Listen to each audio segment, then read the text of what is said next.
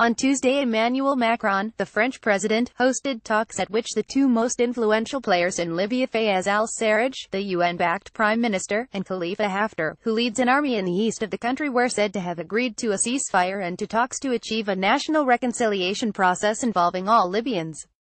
If that signals the beginning of the end of the chaos that has reigned in Libya since 2011, it could also have profound consequences for the flow of migrants in the central Mediterranean, which has become the busiest and deadliest route into Europe for irregular entrants.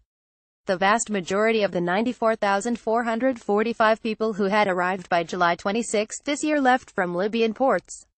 But whereas the European Union managed last year to seal its eastern frontiers thanks to a controversial deal with Turkey, the anarchy in Libya has prevented it from identifying a counterparty able and willing to intervene there effectively. Could this be about to change?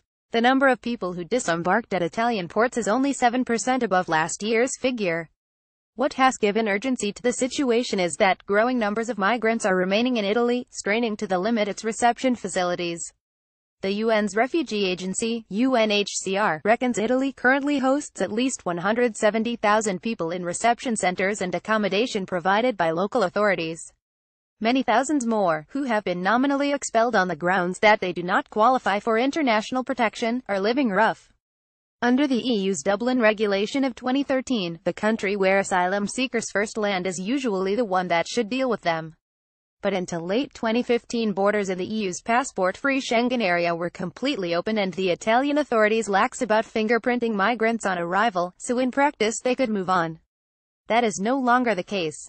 France imposed strict border controls and, under pressure from Brussels, the Italian authorities have tightened up their identification procedures.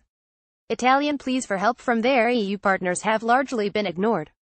The vague understanding reached in Paris raises more questions than it answers. Can Mr. al-Sarraj and General Haftar really agree on a government for the whole of Libya, and, even if they do, would it be able to bring to heel the various militias that hold sway in large parts of the country, some of which derive funding from migrant smuggling? The Italian Prime Minister, Paolo Gentiloni, said on Wednesday that Mr. al-Sarraj had asked for the Italian Navy to help combat the smuggling and was apparently prepared for them to enter Libyan waters.